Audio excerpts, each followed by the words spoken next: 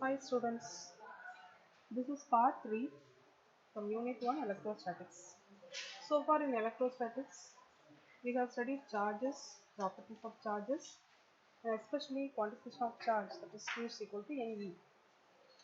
In part 2, Coulomb's law and its important aspects. Dear all, it is expected to watch video lessons keenly with interest. Kindly follow book PDF for a preparation of assignments and tests. Work out problems in a separate notebook. Our topic today is electric field and its important aspects. Students, Coulomb's law helps us to deduce the expression of force, either attractive or repulsive, between two stationary charges. Of course, due to interaction between them in space or vacuum. How can we represent the force according to Coulomb's law?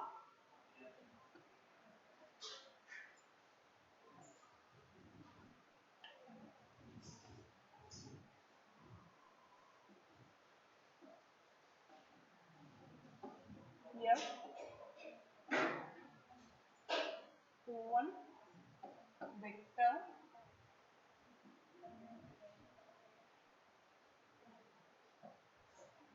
is equal to K Q1 Q2 by R12 square R12 cap. What does it mean? It is the force. It is the force of charge Q2 by exerted by Q1. That's equal to K into Q1 Q2 by R12 square R12 cap, where R12 is the distance between the two charges Q1 and Q2 which are stationary, and R12 cap is the unit vector directed from Q1 to Q2. Okay, if it is for two charges, it is deduced using this expression. Suppose there are n number of charges. If the system consists n number of charges, how do we find out the total force acting on one charge due to other charges? Let us suppose this is one charge Q1 and there are few other charges like Q2, Q3, etc.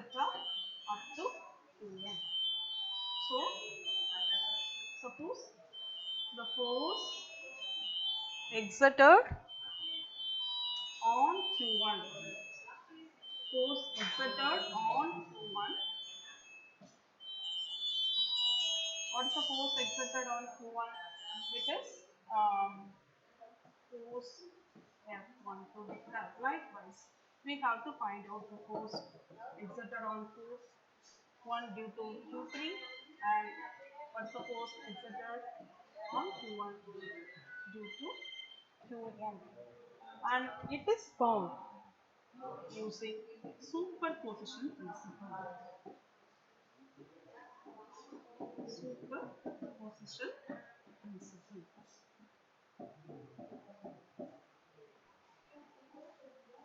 So this is charge Q1. So this charge Q2 exerts force on Q.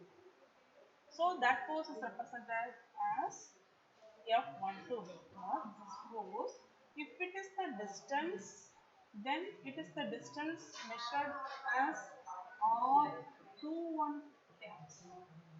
R21 and similarly for this is R31 cap and this is Rn1 cap.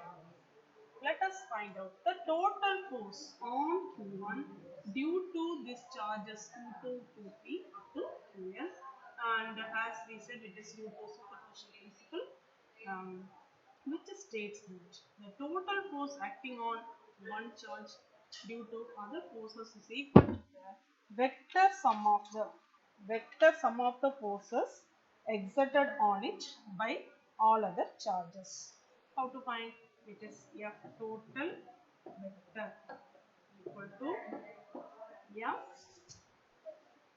12 vector, that is the force on Q1 due to Q2 plus force on Q1 due to Q3, likewise force on Q1 due to Q4, etc. up to force on Q1 due to Qn. Okay. Using Coulomb's law, we can express these forces as K into, this is the force due to the charges Q1 and Q2. So it is Q1, Q2, and the distance is measured as R21 square, R21 cap plus K Q1, Q3 divided by R31 square, R31 cap, etc. K Q1 2n divided by R n1 square, R n1 cap. So this can be again expressed as taking K as common, Q1 Q2 by R21 square, R21 cap plus Q1 Q3 by R31 square, R31 cap plus etc. Q1 2n by Rn1 square, Rn1 cap. So this is the method how to find out the total force acting on a single charge due to various other charges, and it is found out by finding the vector sum of the forces exerted on the first charge by all other charges. This is what a superposition principle. So Coulomb's law helps us to reduce force between stationary point charges due to interaction between them, though they are out of contact, like gravitational force due to interaction between two masses. Another example is magnetic force. These are all non-contact forces. Otherwise, we say action at a distance. Okay, students. Let us ask a question. How does this interaction occur? How does this interaction occur between charges, though they are separated by a distance? Think. It was explained by Michael Faraday. Michael Faraday, who explained the concept of electric field.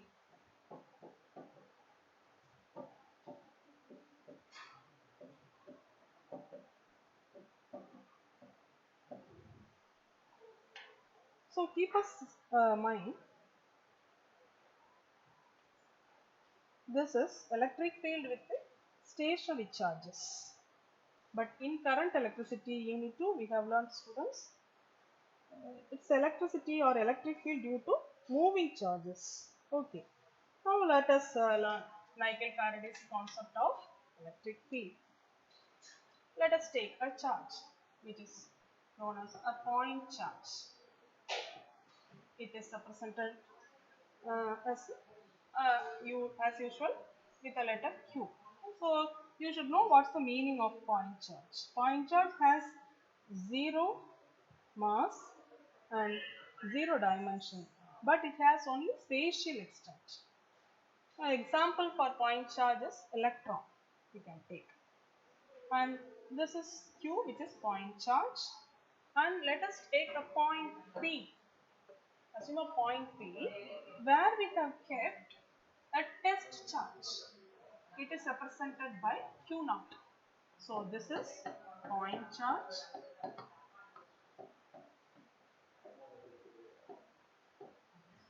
and Q naught is test charge.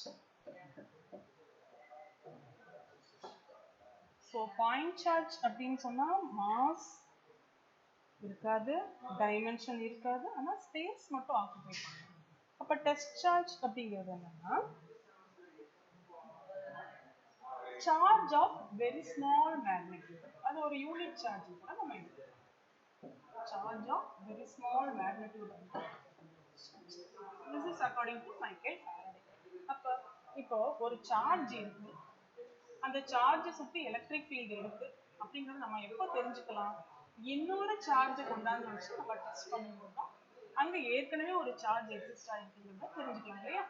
So அந்த நம்ம கொண்டு வர இன்னொரு charge தான் test charge. அது usually of small magnitude and that charge already we have taken, it is known as point charge னு எடுத்துக்கலாம்.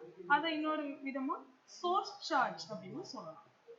அப்ப ஒரு சார்ஜ் இருக்கு, அதை சுத்தி எலக்ட்ரிக் ஃபீல்ட் இருக்கு அப்படிங்கறத தெரிஞ்சுக்கணும்னா அதன் அந்த எக்ஸிஸ்டன்ஸ்க்கு நம்ம இன்னொரு சார்ஜ் கொண்டு வரணும். That is called test charge. Now definitely if you bring test charge to the site of point charge or source charge, the test charge will definitely experience the force. It will definitely experience the force, or the point charge will definitely experience force due to the test charge. So there will be either force of attraction or force of repulsion between them. And according to Coulomb, if there are 2 point charges placed apart at a distance r, suppose we take the distance between 2 charges as r, and how will we express the force between them? According to Coulomb, it is written by F vector is equal to 1 by 4 pi epsilon naught, which is in the previous steps I used K, since K is equal to 1 by 4 pi epsilon naught, known as constant of proportionality. And here the charges involved is one is point charge, another one is test charge. So 2q naught by r squared r cap. Here r cap is the unit vector directing from q to q naught. Okay. Now how will we measure? So we have measured now the force between them, between the two charges, stationary charges, is this much in magnitude. Then how will we measure electric field at this point P? Electric field at this point P. Electric field at a point P is measured in terms of electric field intensity. Electric field intensity,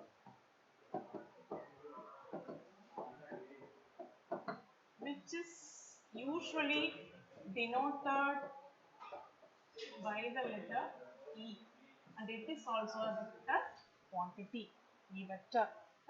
We call it as electric field intensity or electric field strength. Now how will we define this electric field strength? It is the force experienced by unit positive charge. It is the force experienced by unit positive charge which is placed at the point P. From the previous diagram you may notice.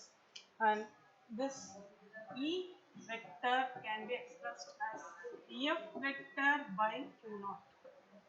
What is F vector? This is according to Coulomb's law. It is 1 by 4 pi epsilon naught Q naught by r squared cap divided by Q naught. This is the force per unit charge. So force is expressed from the previous step like this, and Q naught is the test charge. Now this Q naught gets cancelled, and so we get the electric field E vector is equal to 1 by 4 pi epsilon naught Q by r squared r cap. Okay, this is a vector quantity since it is expressed along with the unit vector r cap. Now what will be its unit? SI unit of this electric field intensity or mere electric field. Unit of E vector is, since this is force by charge, this is force and this is charge. So force is expressed with the unit Newton and charge is Coulomb. So the unit of electric field intensity is Newton per Coulomb. And in current electricity, that is in unit 2, we have studied that potential difference V is equal to E dot L. And so what is E is equal to V by L. V by L, that is potential difference by distance. And so it has the unit volt per meter. Volt per meter. So this unit of electric field or electric field strength is Newton per Coulomb or volt per meter. This is two units that we have learned, and you should be also aware of expressing the same unit in dimensional formula. It is expected in competitive exams. Dimensional formula of this. You might have learned in 11th standard how to derive dimensional formula for all units. So you must try yourself as it is all expected in NEET or JEE competitive examinations. Okay. So far we have learned recalled about what is Coulomb's law, um, superposition principle. Superposition principle is if a system consists more than two charges, n number of charges, then the total force is found by vector sum of the forces exerted on it by all other charges. And we studied the concept of electric field, which was introduced by Michael Faraday. And this electric field at any point is given by the force experienced by unit positive charge kept at that point, that is E vector is equal to F by Q naught. Finally, it is expressed as 1 by 4 pi epsilon naught Q by R squared R cap, and it is a vector quantity, and it has an SI unit as Newton per Coulomb or volt per meter. Now we are going to learn important aspects of electric field.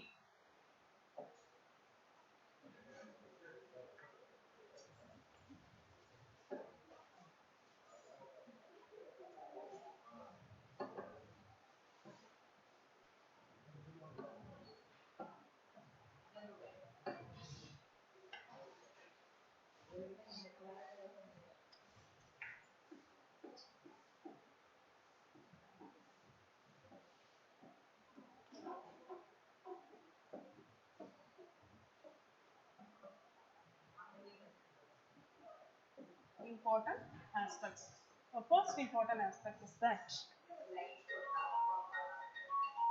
if any positive charge there, you know very well, it is an isolated charge. When we say it's an isolated charge, it is kept separately without any other disturbance, and so definitely it has field around the space. There is an influence of the influence um, felt around the charge, and that is electric field.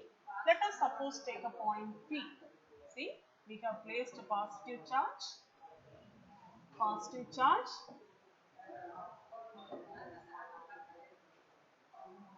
and there is the influence of this positive charge known as electric field around it.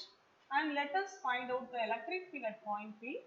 And that electric field, it is represented by E. Then what about the direction of electric field, either inward or outward? Keep in your mind, students, if it is a positive charge, electric field is always outward directed outward from the given positive charge. If it is suppose negative charge, இப்போ நம்ம எடுத்துக்கிறது வந்து negative சார்ஜா இருக்குன்னு வச்சுக்கோமே, அதுவும் ஒரு isolated charge, டெஃபினட்டா அதை சுற்றியும் எலக்ட்ரிக் ஃபீல்டு இருக்கும். அப்போ நம்ம ஏதாவது ஒரு பாயிண்ட் எடுத்துக்கணும், அந்த பிங்கிற பாயிண்ட்ல எலக்ட்ரிக் ஃபீல்டோட குவான்டிட்டி என்ன இருக்கும் அப்படின்னு கேட்டால், the magnitude will be as usual, that is 1 by 4 pi epsilon minus q by r square போடலாம். What about R cap? அப்போ டைரக்ஷன் எப்படி இருக்கும் அப்படின்னு பார்த்தா, நம்ம எடுத்துக்கிற சார்ஜ் நெகட்டிவா இருக்கும் பட்சத்துல எலக்ட்ரிக் ஃபீல்டு வந்து எப்படி ஆக்ட் ஆகும் அப்படின்னா always acting inwards. Electric field always acts inverse. This is the first aspect of electric field. Then second aspect is that if the electric field at a point P is E, as we have studied, E vector, then the force experienced by the test charge Q naught placed at that point is equal to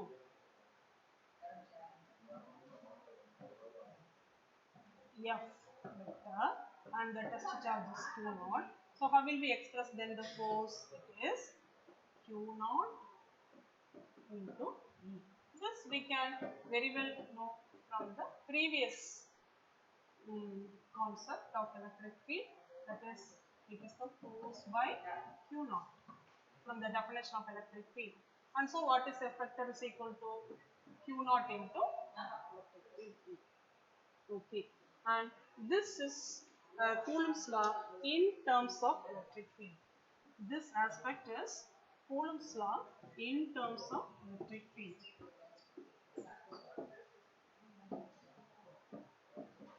In terms of electric field.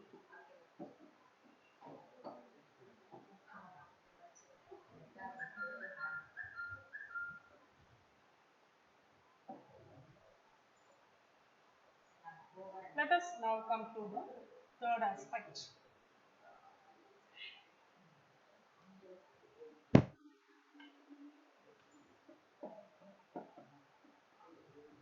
Third aspect is that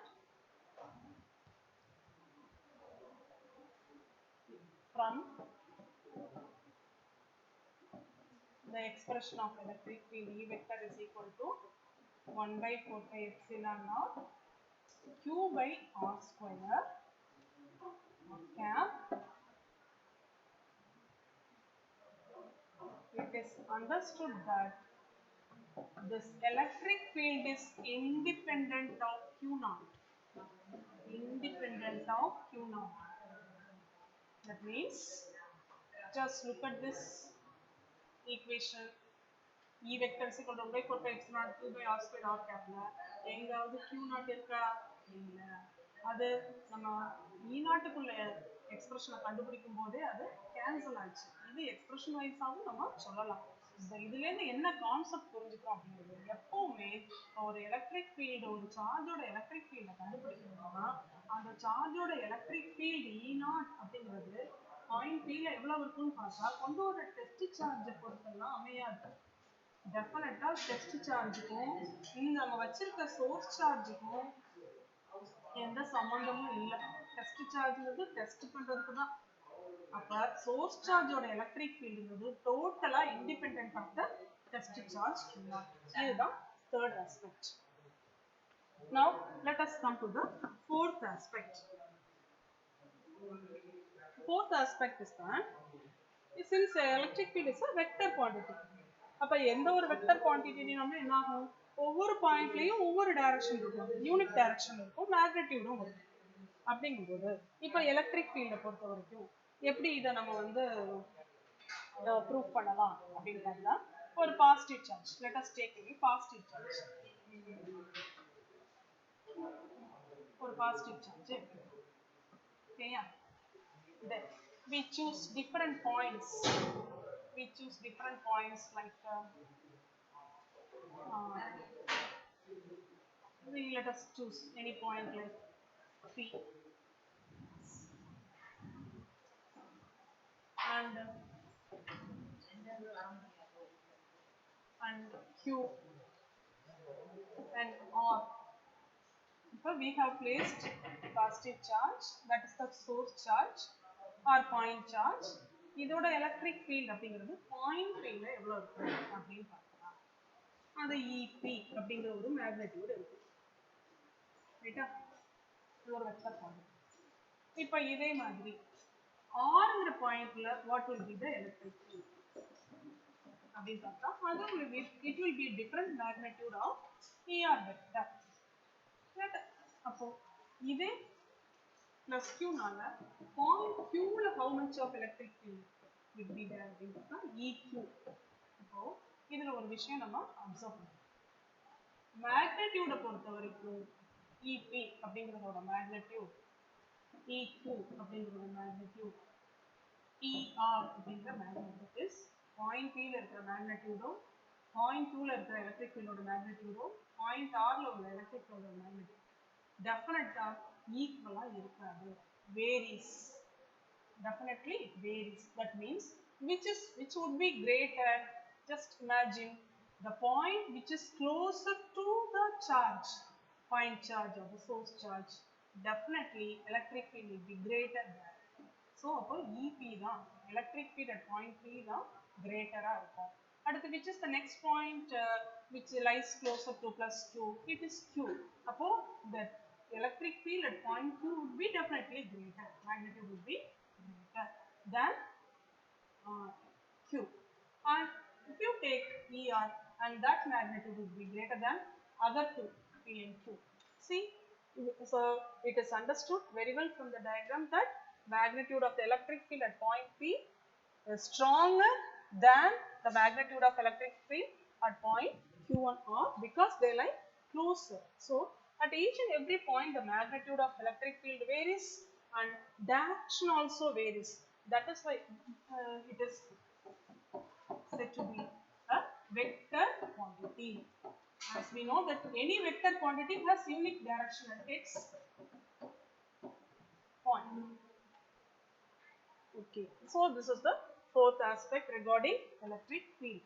Now let us come to the fifth aspect of electric field.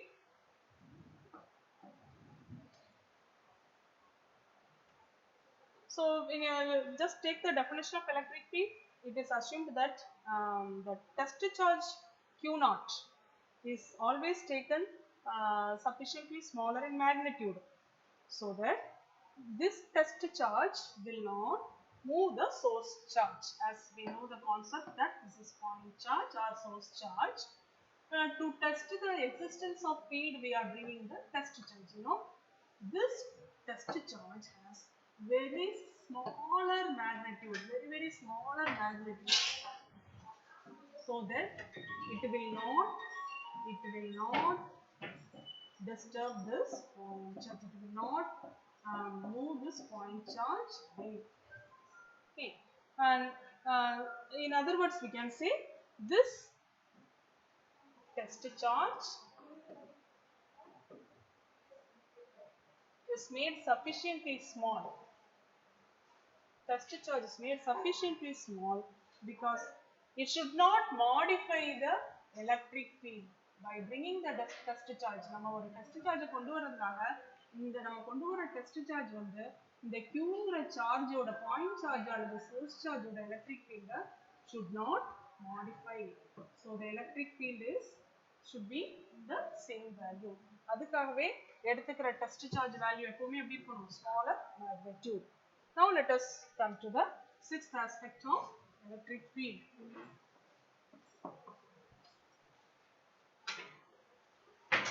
You know, if you ask what's the expression for electric field, you will write E vector is equal to 1 by 4 pi epsilon naught Q by R squared R cap. See, this equation is only valid for point charges, right? அப்போ எடுத்துக்கிற charge வந்து ஒரு finite charge டிஸ்ட்ரிபியூஷனா இருந்துச்சுன்னு சொன்னா, finite size charge டிஸ்ட்ரிபியூஷனா இருந்துச்சுன்னு சொன்னா, அப்ப இப்போ எப்படி நம்ம எலக்ட்ரிக் ஃபீல்ட கண்டுபிடிக்கலாம்? அப்ப ஃபைனைட் சைஸ், பாயிண்ட் சார்ஜ் இல்லாம ஃபைனைட் சைஸா இருந்தா நம்ம எப்படி கண்டுபிடிக்கலாம்? அப்போதான் நம்ம என்ன பண்ணணும், இன்டகிரேஷன் டெக்னிக் அப்ளை பண்ணலாம். அதை later on you will study in your test itself. Integration techniques to be used. Okay, for which cases it is for finite size charge distribution. Okay, and இப்போ எக்ஸாம்பிள் சொல்லணும் அப்படின்னு சொன்னா, எடுத்துக்கிறப்ப வந்து ஒரு gravitational field of the sun அப்படின்னு பார்த்தா, நம்ம அந்த டைம்ல என்ன பண்ணுவோம், எர்த் வந்து ஒரு பாயிண்ட் மாஸ் இருக்கு. இப்போ இதுதான் எர்த்னு வச்சுக்கோங்க, இது earth. and this is sun அப்படிங்கிறது கம்பேர்ட் டு சன் எர்த்தோட மாஸ் வந்து நம்ம பாயிண்ட் மாஸாக எடுத்துக்கணும். அப்போ என்ன பண்ணலாம், அதே மாதிரி சார்ஜுக்குமே என்ன ஒரு ஃபைனைட் சைஸ் சார்ஜாக இருந்தால் கூட அதை நம்ம பாயிண்ட் சார்ஜாக அஸ்யூம் பண்ணி எலக்ட்ரிக் ஃபீல்டு அப்ளை பண்ணிக்கலாம் அப்படிங்கிறது ஒரு கான்செப்ட். அதாவது once again repeat, gravitational field கண்டுபிடிக்கிற அந்த ப்ராசஸில் எப்படி ஏர்த்துங்கிறது என்னதான் பிக் மாஸாக இருந்தாலும் சன்னை பொறுத்து ஏர்த்தை என்னவா எடுக்கிறோம் பாயிண்ட் மாஸ் நம்ம அஸ்யூம் பண்ணுறோம். அதே மாதிரி இந்த எலக்ட்ரிக் ஃபீல்டு கண்டுபிடிக்கும் போது எந்த ஒரு ஃபைனைட் சைஸ் சார்ஜாக இருந்தால் கூட அதை நம்ம என்னென்ன அஸ்யூம் பண்ணிக்கலாங்கிறாங்க பாயிண்ட் சார்ஜை அஸ்யூம் பண்ணி நம்ம அப்ராக்சிமேஷனாக நம்ம இந்த எலக்ட்ரிக் ஃபீல்டு expression use பண்ணிக்கலாம். That is the concept. Okay, this is sixth aspect.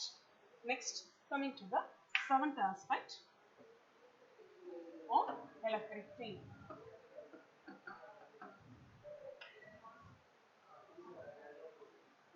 This is about the kinds of electric field. Kinds of electric field. The kinds of electric field when we just discussed, it is about the uniform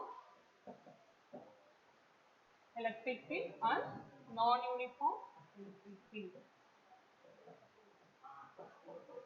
Non-uniform electric field. So what is this uniform electric field?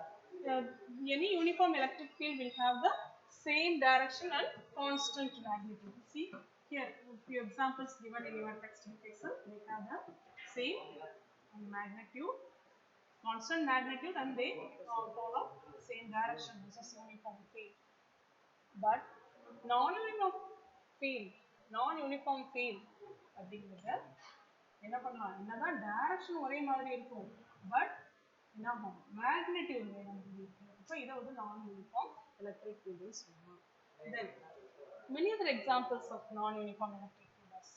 If you take an isolated charge, definitely ஒவ்வொரு பாயிண்ட்லயும் ஒவ்வொரு ஃபீல்டோட மேக்னிடியூட ஒவ்வொரு பாயிண்ட்டுக்கும் ஒரு magnitude இருக்கும். அதோட டைரக்ஷனும் என்னவாயிருது, அதோட டைரக்ஷனும் மாறுது.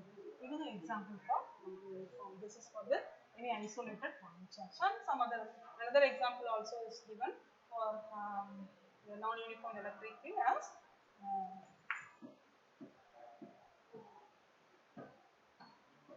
so this is an existence of another non-uniform field. Okay, as we follow from the. So what do we understand? A non-uniform field will have different directions or different magnitudes or both at different points in space. Okay. And non-uniformity arises. Why? It is because both in direction and magnitude, with the direction being radially outward or inward, and the magnitude also changes as the distance increases. What we learn from the fourth aspect, which is the charge which lies closer. Point which lies closer to the charge will have stronger magnitude than the point which lies far away from it. So when the distance increases, magnitude of the electric field decreases. No, likewise here there is a change in magnitude and direction also, either inward or outward, and this lies under the non-uniform electric field. So in this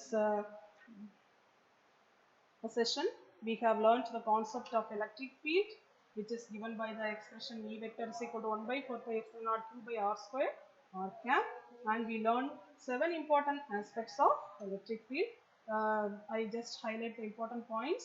First aspect is that q positive means that electric field is pointed away. Negative means pointed inward. Then second aspect use the Coulomb's law in terms of electric field, that is force is equal to q naught E vector. And third aspect, electric field is independent of the test charge q naught. It depends only on the source charge. And fourth aspect is that distance increases, magnitude of the electric field decreases. And fifth aspect is that small test charge only chosen so that it should not modify the electric field of the source charge. And sixth aspect is that this equation for electric field E vector is equal to 1 by 4 pi epsilon q by r squared r cap is valid only for point charges. Then for finite size charge distributions, we have to use integration techniques, and sometimes we just approximate that any finite sized source charge as a point charge, okay, like gravitational field of the sun and the earth. Yes, now what we have learnt in class 1. Now seventh aspect about the kinds of electric field. Thank you.